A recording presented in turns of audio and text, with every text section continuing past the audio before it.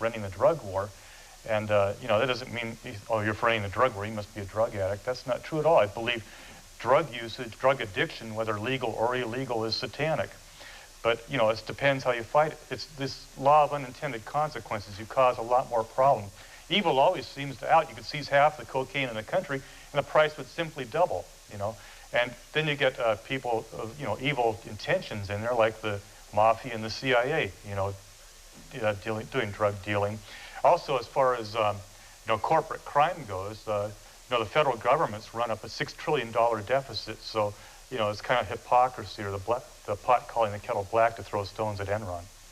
Mr. Haggin, I'm sorry, I should have had you answer in seconds, so I owe you one. That's okay. I won't hold that against you. Okay, that's fair enough. Okay. Yeah, well, I think that the meth problem is huge, and it really deserves attention, but I think it also deserves attention not just from the enforcement area, but from the prevention area and from the treatment area. We know that it's closely tied to poverty, and the 5th Congressional District has the highest rate of poverty in the state of Washington. I think that in terms of looking at corporate crime, I think that greed is built into the system, and I think that people realize that. Just more penalties is not going to be the solution, because the penalties are already there and nobody's never paid them, or at least not paid them in full. The reality is that corporate crime and white-collar crime is 4 times the cost to the nation than street crime is, and we need to have adequate enforcement resources in order to prosecute that and to make sure that corporate crime does not prevail, and that the corporations are responsible to their communities and to their taxpayers and to the public. Jim Camden has the next question, and Mr. Haggin will answer first. Mr. Haggin, in your opening statement, you mentioned that 95% of incumbents get reelected, and the inference was that this was a bad thing. But isn't it possible that at least most of those incumbents get reelected because they're doing a good job, or their opponents don't make a very good case for why they should be replaced? Well, I certainly think that's true in some cases, but the reality is that they pile up such huge campaign war chests that it discourages anybody from running against them. And so it takes a brave or a crazy soul, or somebody like me, that wants to do that in order to go up against an incumbent congressperson with all of these resources behind him. Certainly, if we went to public financing, I think it would certainly encourage more people to go up against the incumbent, and I think it would shame them into not getting $1 or $2 or $3 million. In New York, Bloomberg spent $70 million to become mayor of New York. I just think that the public knows that this is just corruption, that these people are just being bought and paid for, and they're really opposed to it. Mr. Chase? Well, there seems to be a direct correlation between, you know, the amount of money you have in getting elected. But, you know, I'm not for any laws against that. You know, I'd like to see more disclosure of where that money comes from. But, you know, I think it goes back to term limits. We have the president limited to 2 terms, and I believe in a term limits amendment. You know, I think 3 terms for a congressman and 2 terms for a senator. You know, for instance, Paul Johnson, the historian, wrote that, you know, if Roosevelt had been able to finish off his fourth term, he believes Stalin would have ended up swallowing Europe and Africa to boot. So I think the longer you're there, too, you start seeing, you know, government as being the solution for everything. And sure, I mean, there's a learning curve. There's like 17,000 pages of 20,000 pages of federal tax code, and there's over 100,000 pages of Medicare and Medicaid code. So, you know, the longer you're there, the more you see government as a solution for everything, and it takes longer to get through that learning curve. But, you know, there's no reason someone can't be a mentor to the next person coming in. Mr. Nethercutt?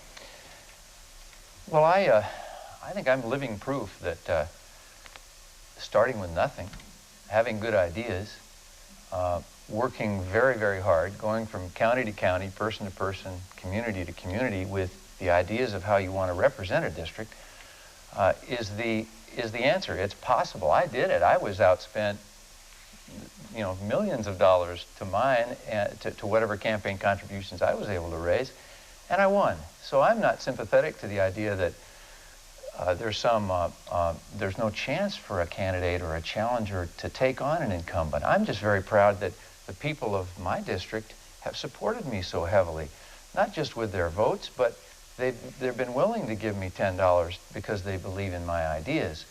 So I think that's the proper approach to campaigns. I disclose every single contributor who gives me any contribution, and it's required under the law. I've done it. And so I just think that votes and campaign contributions follow ideas, and I'm very proud to have been so supported so heavily, and I think that's the solution, not public financing, taxpayer public financing of election campaigns. Let's go ahead, and Kevin Oliver will answer the next ask the next question, and Mr. Chase gets to answer first. A follow-up on that. Do you believe in caps for campaign fundraising? Well, for me, no, I don't think there should be, he who governs least governs best, And as far as disclosure, I'd like to see the newspapers, like the Bloomsday results maybe, Georgia's might be about as thick as that, different competitors might be like that, but no, I think, the public can take a good view of it. The press has that responsibility. Mr. Nethercutt. I don't think it's constitutional. I think that the ability of someone to say, I like your ideas, and I'm willing to give you a $10 contribution should be part of our American system. I don't think that capping money, I think the problem with the issue of too much money is how you use it. I've not criticized my opponents. I haven't run negative ads on campaign attack ads against them at all, and I haven't done it in my campaign. So I think that if people are willing to give me a contribution, I don't think there's anything wrong with my using those contributions for yard signs, for office space, for bumper stickers, and for a message, a communication of a message about my values, my philosophy, what I believe about government. They have every opportunity. Any challenger has the chance and opportunity to have that same activity undertaken on their own behalf. I think it's a reflection of maybe not as much support for their ideas or their philosophy, as opposed to wanting to sort of criticize the fact that I am successful in getting support from people in our community. Mr. Haggin. Well, of course, that's not the way that he felt when he was running in '94. In fact, he suggested that he would impose some sort of self-limitation on how much he would spend and give challengers more of a chance if he was elected in that period of time. So I think that's a bit disingenuous. I would say this, that when it comes to the kind of financing reform that you're talking about, a cap, I don't think that that's realistic, but I certainly think that public financing of elections would be very helpful to level the playing field and encourage more people to get into the process.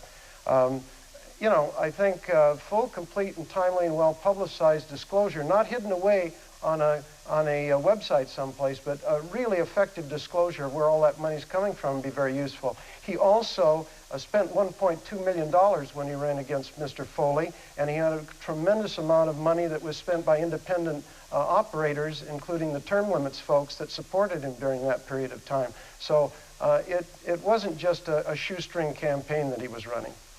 Let's move on with a question from Jim Camden. Congressman Nethercutt will be answering first. Well, since we brought up the 1994 campaign here, you got elected in part by espousing support for term limits. Sure. And you were critical of the amount of seniority, the seniority system in Congress.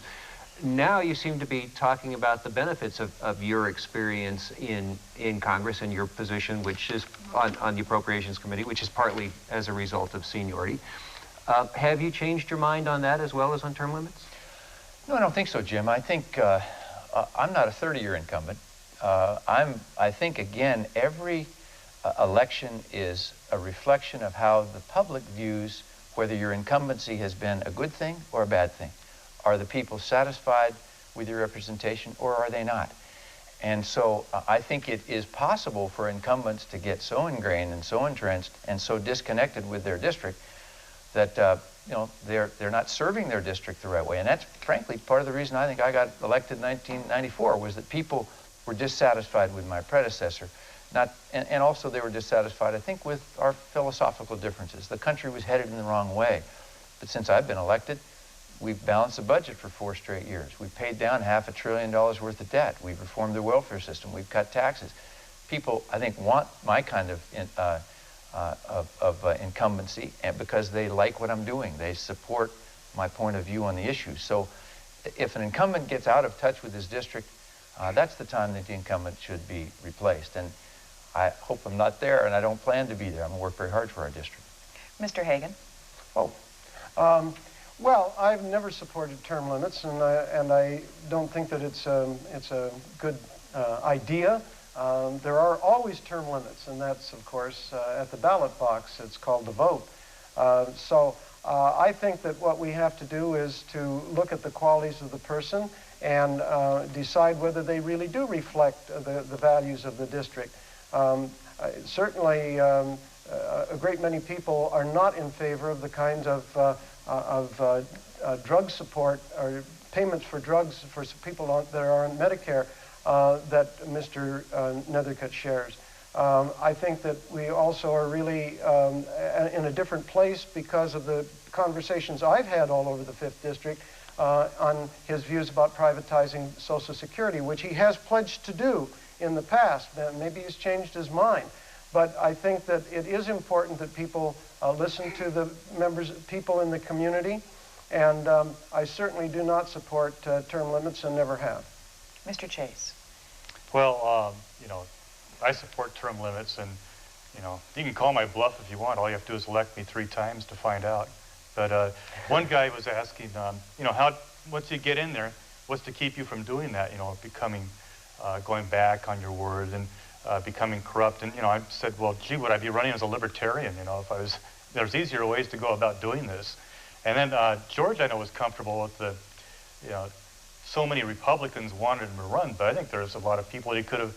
You know, it wasn't just George is the only person that could do this. He could have mentored other people, but yet there was this clamoring for George to run again. I'm sure it was like the balcony scene from Evita, you know. But there's a direct correlation, I think, between the longer amount of time that you're spending in government and the bigger spender you become too, and that's, you know, been proven.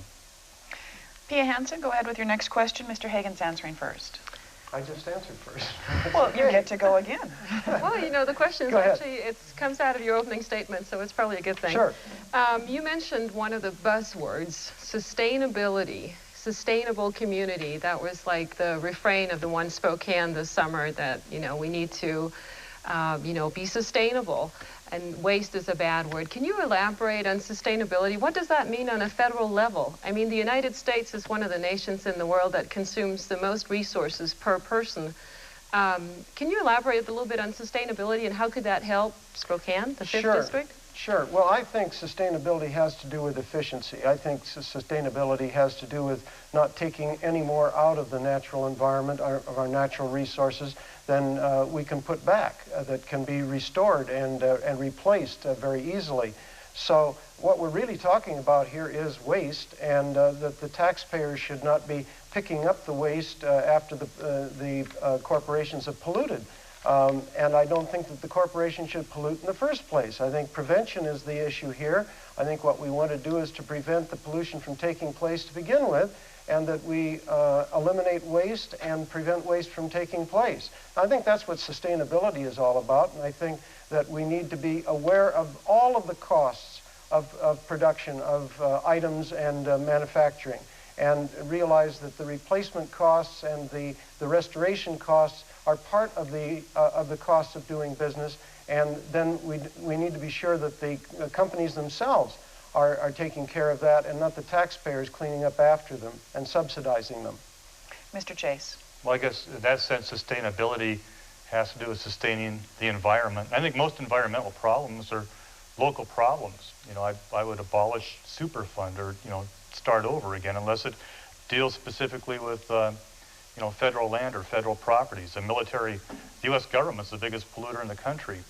But sustainability, you know, the 10th Amendment said anything not enumerated in the Constitution, you know, that's left to the, you know, states and the people to go ahead and make laws about. So I think it's, you know, sustainability, that's more of a local problem than a federal problem. If we leave the states and the people to, you know, take care of themselves, they can answer their own problems. They don't need the federal government in that. Mr. Nethercutt? Sustainability is an interesting word, and I think it applies pretty broadly. Certainly we want a sustainable environment. I've passed a measure in the House of Representatives to make sure that we have clean drinking water for generations to come, and that we make sure we understand what our aquifer looks like and make sure we preserve it. I think we have to sustain our free enterprise system.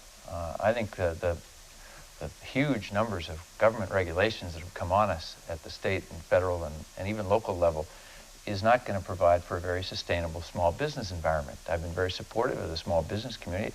It's a great concept to have an idea, start a business, build a product, employ people, and then make a profit. I think that's a good thing, and that's the thing that I want to be sure we sustain throughout the generations that are coming, to make sure that America is the strongest economic engine that drives not only the world, but certainly prosperity in the United States. So sustainability is a good word, but it's applying, I think, most effectively to a working environment and an economic condition. I think that Pia has a follow-up question to that, and just to keep everybody in their happy order, we're going to start with Mr. Chase. Okay. Well, it's interesting how you all picked up on sustainability in the sense of environment, because I was also going after sustainable jobs. That's a big issue. There's a lot of service jobs in this area. What can we do, and how can you help us get more, well-paying jobs here? Well, I don't think the federal government should do anything. The federal government, the economy, it's separate from the federal government. It's a local problem. And, I think our duty at the federal government is cut taxes and inflation as much as we can by simplifying the income tax, cutting back spending, and even abolishing the Federal Reserve and going back to the gold standard. That would, stop all this, interest rate tweaking the economy here and there. It would make things more of a level pattern so people could plan. And the other thing about Spokane, too, people, when I was a young man here in Spokane at Expo, they said, "Go west, young man, that's where the jobs are," and all that, but I liked Spokane. There's a cost to living in Spokane, but there's also benefits. I didn't have to commute very far to work all these years. I've lost my job 4 different times, and each time, I tightened my belt, worked for something less. And, but yet I've lived in a nice community, too, so it's not just, economic prosperity that's all there is to life. If there's jobs here, I hope they come here, let it be a natural thing. Mr. Nethercutt. Pia, I think we can sustain jobs here by taking advantage of the fantastic educational opportunities people have in the public school system, in our university system right here in Eastern Washington. I've brought together leaders of the community in the health field and the university and education field and medical field to put together a concept of a medical research institute that will then apply for medical research grants from the National Institutes of Health. I think it's a great model that will allow not only good things to come to help diabetes, cure diabetes, a disease in which I've been very interested, and help our Indian tribes with their health problems, but do clinical trials here and make application for grants from the National Institutes of Health for health research. That's going to create tremendous jobs. It's going to use our educational facilities to the maximum level possible, and it's going to create an economic drive here in the community that will be sustainable. So I think it's a combination of education, entrepreneurship, and taking advantage of this contracting opportunity with the federal government. Mr. Haggin. Well, I mentioned earlier that I think we need a level playing field between the states that will allow the states to compete on a level playing field for the companies to bring them in on the basis of how good a place this is to live, and not just because we can offer them the most subsidies in order to get them here. The other thing that I would point out, too, is that I think that we do have an excellent education system here, and that certainly should provide the expertise that is needed for new jobs to come into the community. And finally, I think that we need to be perfectly aware that we need to push this whole process up from the bottom. We do have a very progressive minimum wage law in this state that is tied to inflation. And I think that we need to go further than that. I think we need to go to a livable wage campaign to be sure that we don't have people that are working full-time, working 2 or 3 jobs, and still living in poverty. So I think that there are a number of things that we can do. And this is the most attractive, most wonderful place to live in the world, right here in Spokane. It is amazing how quickly an hour can go when you're having such a good time. But Kevin Oliver gets our very last question, and we will begin with Mr. Nethercutt. Congressman, there's been a lot of talk about the economy's not good. We've seen more spending on defense and now homeland security. Would you ever support a tax increase to pay for all of these problems? And under what circumstances? You know, hypothetical questions are tough ones because we don't know what the future is going to hold, what circumstances we're going to face. I'm not going to dodge it. I just tell you that my history is one of tax relief, providing tax cuts to people in this country. I think it has a counterintuitive effect because it gets more money to the Treasury if we cut taxes and give people more money in their pockets and give them a chance to do what they do best, and that's create things in this in our nation's economy. I would not support tax increases. I think there's a way to have tax relief, then provide economic growth, but it has to be coupled with a reduction and control over spending. And that's the battle we're having right now in Congress, is the question about spending too much money and having too much waste in government and inefficiencies in government. So I think the solution in the near term and the long term is provide tax relief, but hold down federal spending so that we can make sure that our economy grows rather than tax the people and reduce the growth in the economy. Mr. Haggin? Well, I think that, first of all, we need to be very conscious of the fact that Republicans in general want their solution to everything is cut taxes, cut regulation, and cut down on the resources for enforcement. I think that we need to be able to finance our government, and we shouldn't be running these huge deficits.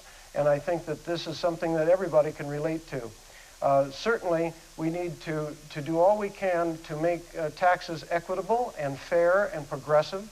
And I think that those kinds of actions will restore faith in the government and not feel that it's being bankrupted and that we're always working on a credit card. So I think that we need to do a better job about supporting things and paying for them as we go rather than going into debt. And Mr. Chase? Well, congressmen go to Washington, they take an oath of office to support and defend the Constitution, and not only for themselves how they vote, but also to keep the other congressmen there honest too. I think if we went back to constitutional boundaries, the spending would shrink immensely. There's, you know, one of the reasons I ran was, you know, I was looking at my life compared to my life as a kid, and you know, when I was a kid, we were 6 kids in our family, all went to parochial school. My mom didn't work, hardly anybody's moms work, but now both my wife and I, you know, we work to service taxes. And the other thing too, I remember when I was a kid, I would get an allowance, a quarter. It was all silver mostly. And I'd take that quarter and I could buy a can of pop, and I could buy a comic book, I could buy a Dixie cup, and I didn't have enough for a gumball left over. And you know, I'd blow it all at once, but still, that same quarter is like $3.50 a day. So between taxes and inflation, you know, I think those are the big enemies. We need to get back to simplify the tax system that we have and spend a whole lot less. We're going to move on to our closing statements, and as we mentioned at the beginning of the show, Bart Haggin was the winner of the coin flip, and therefore the loser of the coin flip, who was Congressman Nethercutt, will get to choose his positioning. So we'll start with Mr. Haggin, Mr. Chase, and Mr. Nethercutt. So I'm starting and finishing. You get to start the closing, yes. Okay, well, fine. Well, I think that my opponent has a credibility problem. From announcing his term limits pledge to arresting people that just wanted to talk to him, to promising to provide funding for parks and denying it. He is anti-environment as proven by the watchdog organizations. He would lead you to believe that he is a champion of our state in protecting our aquifer and our river, but has only expressed interest in the last few months. Before that, he was always supporting his friends in Idaho. I want to preserve and protect the natural world that is our region's greatest asset. We must not put profits before people and nature. We need universal medical care for everyone, just like the other first-class nations of the world. That's security we all seek. White-collar and corporate crime are 4 times more costly to the nation than street crime. I will fight for enforcement funding that encourages honesty and responsibility in the boardroom. We must reject those that know the price of everything and the value of nothing. I will work for a fair and level playing field for business, labor, and the community. And we must protect the family farms and small rural towns, are the backbone of our nation. They can't survive without the help of all of us. I want to give you a choice and a voice in Washington, D.C., and I ask for your vote. Thank you. I have a confession to make. I'm not the smartest man in the world. I'm living proof that anybody can come up here and run as long as you're a citizen and over 25 years old.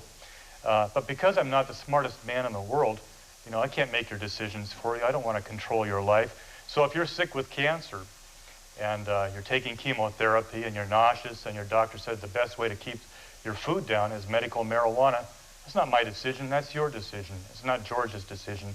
If you own property, what you do on it and with it, that's your business as long as you're not harming anybody else. It's not my business, it's not Bart's business.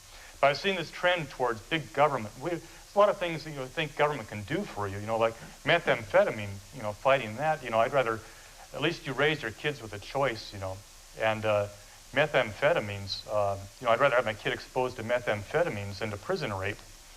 And we're becoming more Orwellian in this society, but we can't become some socialist ant nest or collectivist hive. Americans weren't meant to be drones. But if we're able to push liberty back in that direction, we need to fill in that vacuum with volunteerism, giving freely and receiving freely from each other. That's the basis for virtue. And if we're able to do that, don't spend, evenings watching reruns of Seinfeld. I've had wonderful moments on a Chase Youth Commission. I've had moments beyond price, teaching Sunday school. So someday we're going to die. And what are we going to say we did with those God-given talents that we had? Is the earth better for us having been here? What did we do with this chance of life? At any rate, whatever choice we make, we need a free society to make that choice. Go ahead. Thank you very much, Cindy. I want to thank you and KSPS for sponsoring this debate, and I thank the distinguished panel for your good questions.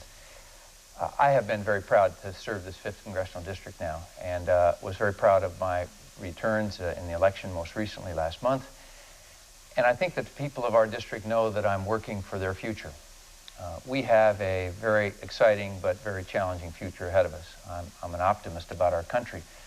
But I also know that there's going to be some tremendous challenges. I think you've seen a good reflection of differences in issues and differences in policy positions by the candidates here today. My friend from the Libertarian Party, I think, wants very, very little government. He wants to dismantle most of the federal government. My friend from the Democrat Party, I think, wants to have a bigger government, a government that taxes the citizens so that he can have a campaign effort. So I'm one who has a proven track record of working with people throughout this community, and I ask for your vote on November 5th, and I thank you for the opportunity to serve. Gentlemen, I thank you for being so amiable during this debate, although I have to admit as a moderator I'm a tiny bit disappointed I didn't get to cut anybody off. But thank you all very much, and thank you to our panelists for being with us, and a special thank you to you, our viewers. Remember to vote in November. I'm Cindy Kouros. Have a good night. High-stakes politics in a critical midterm election. Up next, your chance to meet the men running for Congress in Washington's 5th District.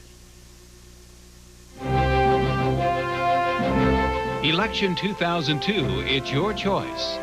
KSPS Public Television, in cooperation with KREN 2, present the 5th Congressional District Debate.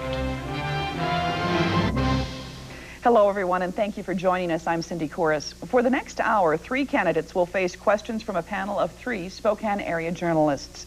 First, a little bit about the candidates, introduced now in the order they finished in the September primary. The Republican incumbent is George Nethercutt. He is an attorney and was first elected to the House in 1994. He sits on the House Appropriations Committee. One of his challengers, Democrat Bart Haggin.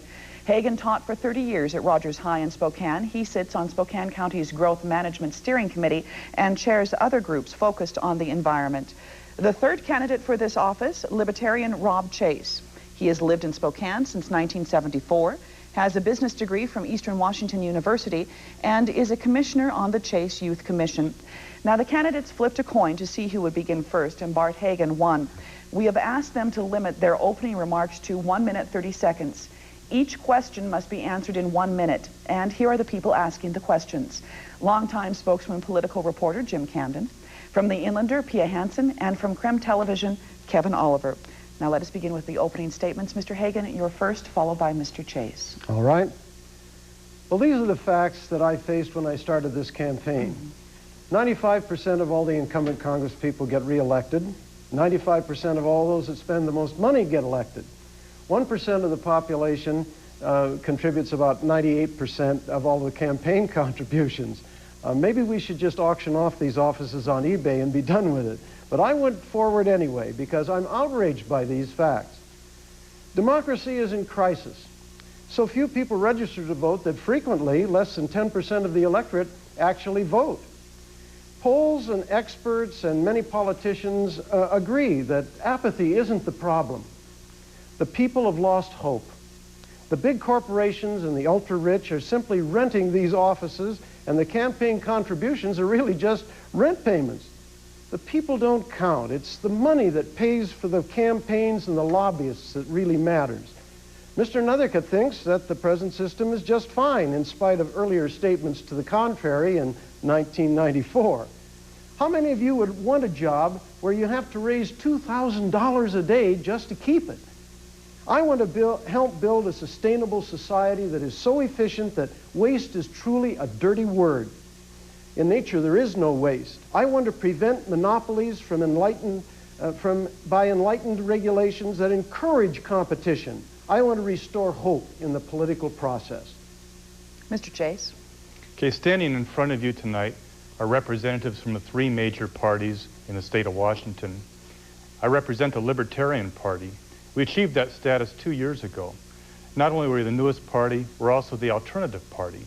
We believe with the founders in the concept of limited government.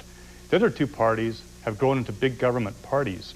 We believe with the founders in the concept of limited government, individual responsibility, and personal freedoms.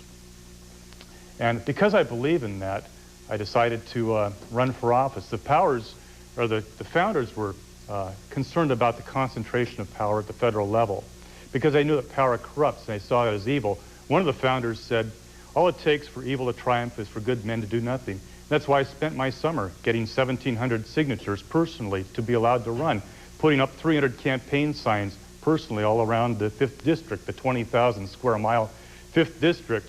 And I visited every town from Walla Walla to Winthrop, from Clarkston to Medellin Falls. And I may not have the connections the other candidates do, or the campaign funds, or the political savvy, but I'm optimistic. Well, I'm not optimistic about victory. I'm hopeful about victory. I've met so many people that believe in those same concepts, that that's the best way to live a meaningful life in this country is to get back to the concepts of limited government. Mr. Nethercutt. Thank you, Cindy, and thanks to KSPS for sponsoring this debate and having the three candidates present themselves to the public. I have been deeply honored to have the chance to serve the 5th Congressional District, my home district, the place that I was born and raised and spent most of my life. And I've been pleased to represent the values of the people of the 5th District. If you look back at the elections in which I've been elected, I've had an increasing margin of victory. And just last month, as you indicated, 65% of the people of this district supported me in the primary election. And what I think that represents is that people understand my values, they understand the positions that I take on the issues, and that my positions reflect what they want out of their 5th District representative. They know that I care deeply about agriculture and agriculture trade and agriculture research. They know that I care deeply about clean water and a clean environment. They know that I support public education. They know that I support a strong military. I've been very supportive of Fairchild Air Force Base.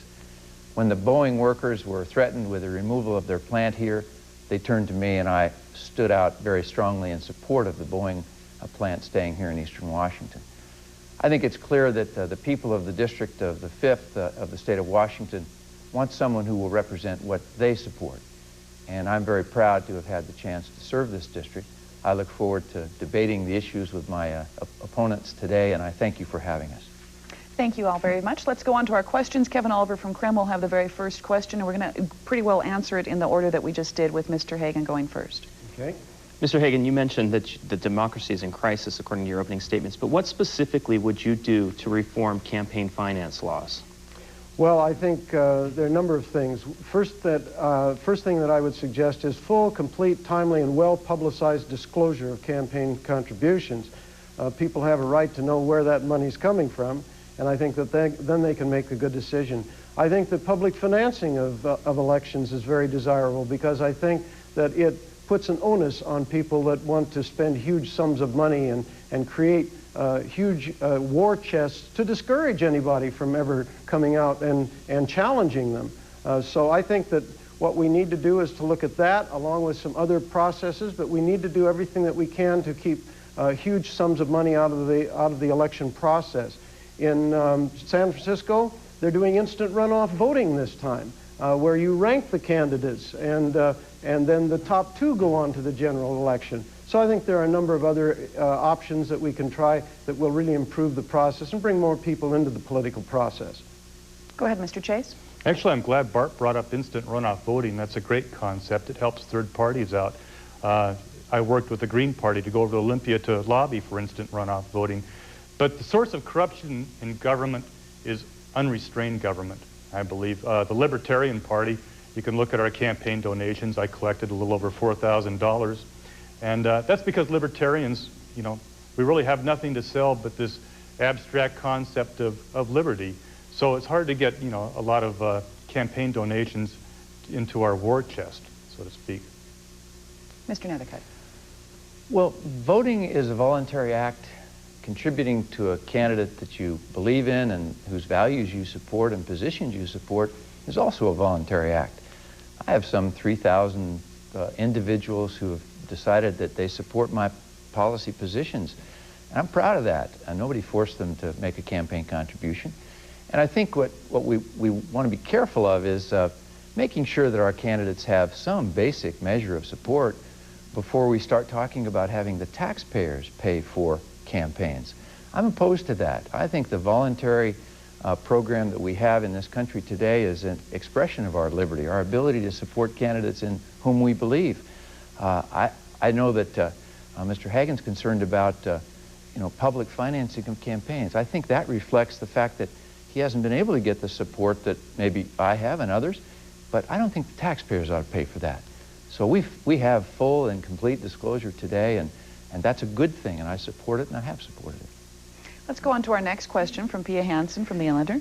Well, Mr. Chase, I'm kind of curious about your stand on Social Security. There's been a lot of talk about whether or not Social Security should be privatized, you know, whether people should be able to invest their own money. And with the way the stock market has been doing the last year, could you elaborate a little bit on where you stand on Social Security? Well, you know, the stock market's always doing this. It's roller coastering, and Social Security is always going down. And I know the country of Chile privatized their Social Security, and actually people, you know, invest in that, even more than the free market sometimes, because their rate of return is 13%. Those funds are actually invested in the free market. And privatizing Social Security might be a way to transition out of it, but there's nothing in the Constitution about retirement planning. So I think, you know, if we're going to go by the Constitution, if it's that important, then we need an amendment to change it. And also, it's a big Ponzi scheme, Social Security. Kind of reminds me, you know, you say don't touch Social Security, it's the third rail of politics. But, you know, it kind of reminds me of King Hezekiah in the Bible, who Isaiah the prophet said, Judah's going to suffer because of your sin, but you're going to die first. He said, well, as long as it doesn't happen in my time. Mr. Nethercutt? Well, I'm not in favor of privatizing Social Security. I have a dear mother who is a Social Security recipient, and I've worked very closely with a lot of senior citizens to make sure that her benefits and their benefits are not touched by whatever plans there might be engaged in Congress to perpetuate the Social Security system. What I am concerned about is the next generation, my own children's generation, that's going to have to pay for me and my generation in the years ahead. I think we have to think carefully about giving that next generation the opportunity to invest a portion of their Social Security contributions to make sure that over the long term, Social Security will be there for generation after generation. We're now solid in terms of having more assets than that the Social Security system has to pay out what we need to pay out until about 2020. So we have to think very carefully now about what we might want to do then to make sure that the integrity of the system is intact. I think looking at a possibility for the next generation to invest some of their contributions into making a better return is a smart way to go. And Mr. Haggin. Well, I'm surprised. My understanding is that Mr. Nethercutt in the past has pledged to privatize Social Security. I'm certainly not in favor of that. I think that Social Security, as proven by a number of different sources, have said that Social Security is one of the most efficient organizations in the world, 2 or 3% overhead. I think Social Security, the myth that Social Security is in jeopardy is really just that, a myth. At the present time, $85,000 is the ceiling, and everybody that makes more than $85,000 a year doesn't have to pay into Social Security after that. We can simply raise that ceiling a little bit and tweak the process and ensure that Social Security is viable way into the future. As a matter of fact, the bump that I have heard is around 2032 or 2033 at this point, and it keeps going up. Those are the baby boomers that we're worried about collecting at that particular point in time. I don't know if you can do the math quickly, but in 2030 or 2035, the baby boomers will mostly be gone. Let's move on with another question from Jim Camden, and Mr. Nethercutt will be answering first. Congressman, you supported the war resolution on Iraq. Both of your opponents oppose it.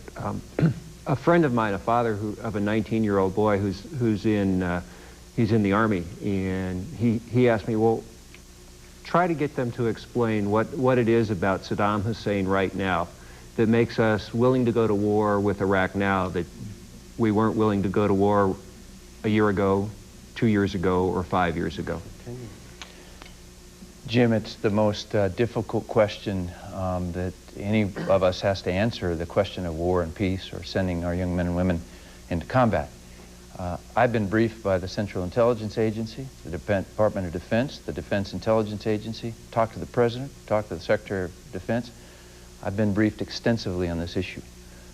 We know that Saddam Hussein is a menace to the region. We know that he's a menace to the world. And the question for us, I think, as we look at this very difficult issue, and it's very hard to talk about it in just 60 seconds, but I voted for the resolution because I think the threat is so grave. And if we don't stop Saddam Hussein before he gets nuclear capability, in a very difficult terrorist condition we find ourselves worldwide, then we're going to have to face this in perhaps catastrophic dimensions in the years ahead. So I think the President's right in pushing the United Nations and our country to stop this threat before it gets worse. Mr. Haggin. Well, I think Osama bin Laden is alive and well, and he's living in Baghdad. I think we've turned Osama bin Laden into Saddam Hussein, or maybe it's the other way around. I think that we understand that there are threats from all over the world from terrorists, and we can't expect them all to come from Baghdad or from Iraq. I think that those kinds of threats of weapons that could be used very carefully in the United States, those sources can come from all over the world. I don't think there's anything peculiar about Saddam Hussein. I think that there are a lot of dictators in the world that are equally as dangerous. So I think that this is something that has been largely a distraction to the political process during this election campaign, and that we need to be real about the threats of terrorism all over the world, and that they aren't all going to be coming from Iraq. And Mr. Chase. Well, I don't think it's been substantiated that Saddam Hussein was behind 9/11. This is where this whole war on terrorism began. And, you know, if he is guilty, the country of Iraq's not guilty. Why attack? Why have an Iraq attack? I mean, why can't we do like Representative Ron Paul said? The Congress can have a letter of marque and reprisal. Why not put $1 billion on his head? When we have this Pax Americana, it's us who risks all the lives. It's us who spends all the dollars.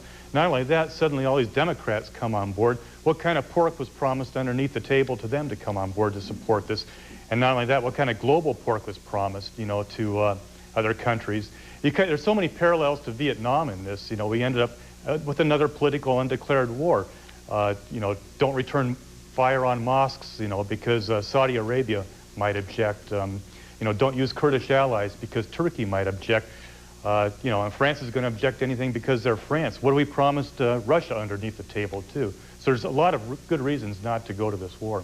Jim, do you have any follow-up to that question?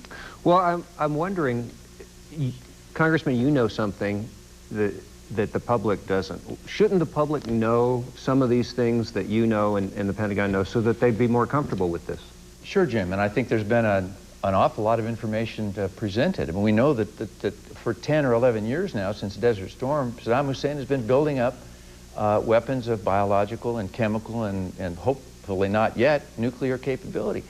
So, I mean, it's in the press, it's in the news, it's all over the place that we know this man's an evil man. He gassed 20,000 Iranians. He gassed 15,000 of his own people. He's threatened America. He has terrorists that have come through that system.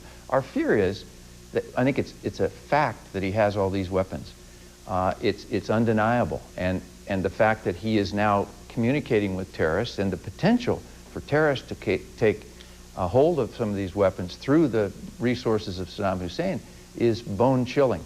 And I've seen the evidence. I don't know if these gentlemen have been briefed or talked to any military people, but they should. Once you see the evidence, I think you have a clear sense that this is very dangerous for the world, and we should do something. Mr. Chase? Well, all the things that Saddam Hussein has been accused of doing, he was doing when he was an ally of ours, when he was busy killing Iranians, and suddenly it's a big deal. You know, I believe in Jefferson and Washington, you know, peace, commerce, and friendship with all countries, entangling alliances with none.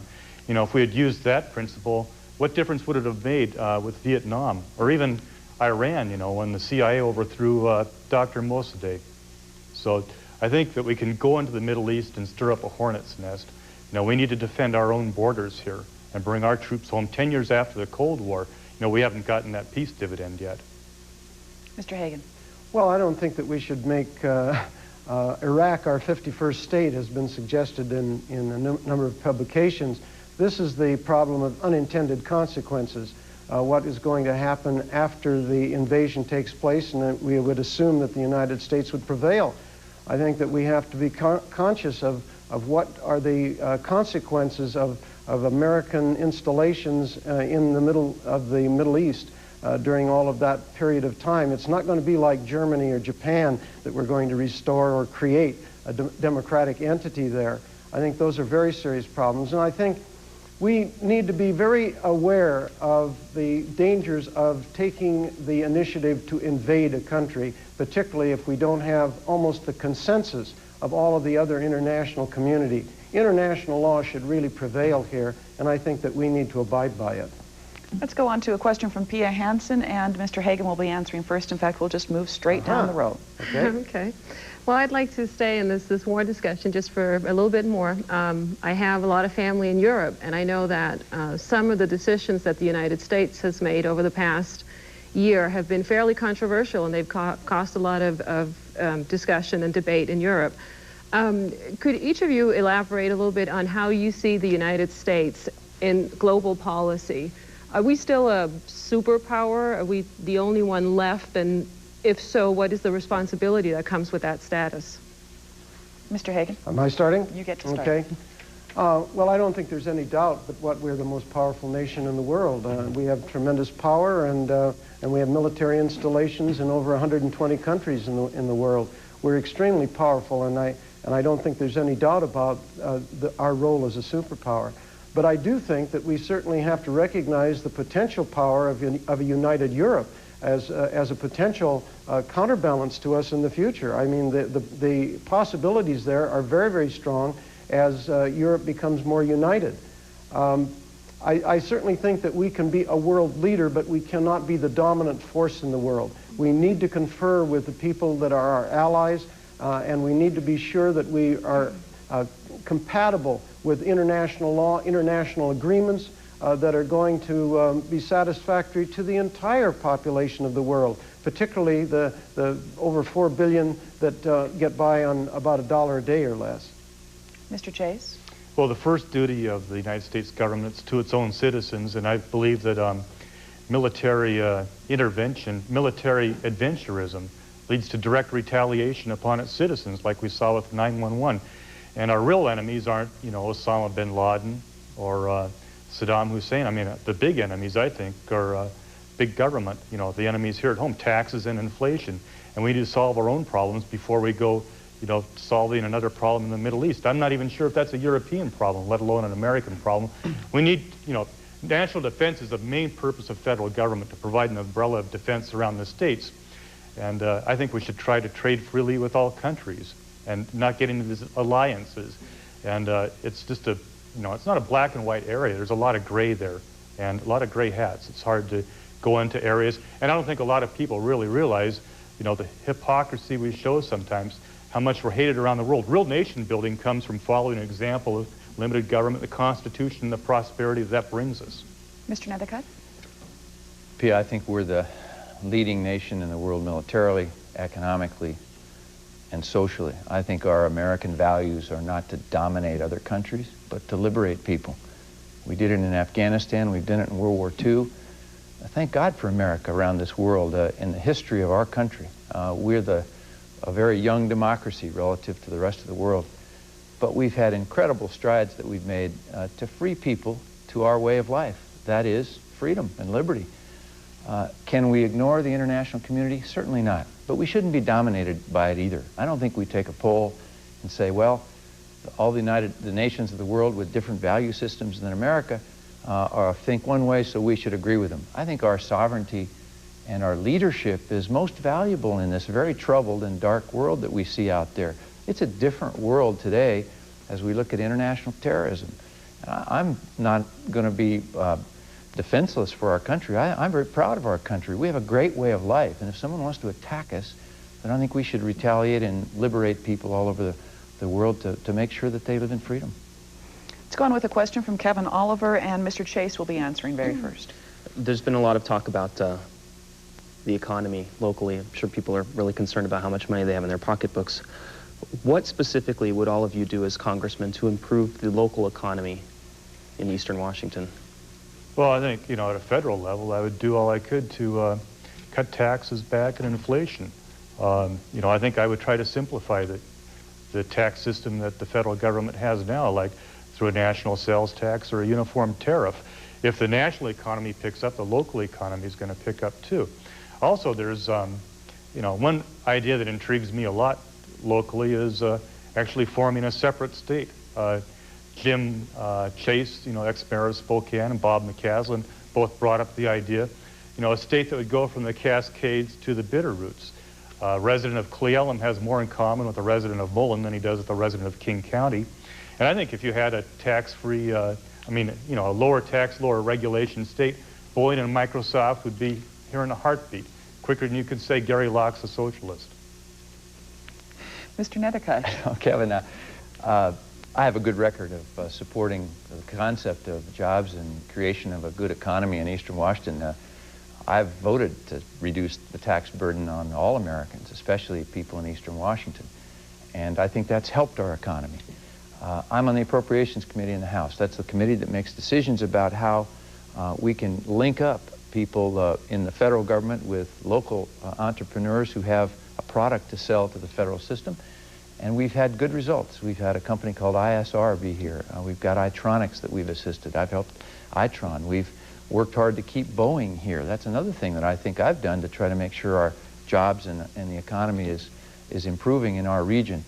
But government regulation at the federal level, the state level, the local level is strangling business. And I think the more we can free up our people to do what they do best, and that's create products and create a strong economy, better off we'll be. So I'm working hard to link up good businesses here with federal opportunities, and I've got a good record and I'm proud of it. Mr. Haggin. Well, I think that this is a very important area that needs to be dealt with at the federal level. The problem that we have is that one state and one locality, particularly the states, are always bidding against each other to give businesses the best deal. That's a race to the bottom.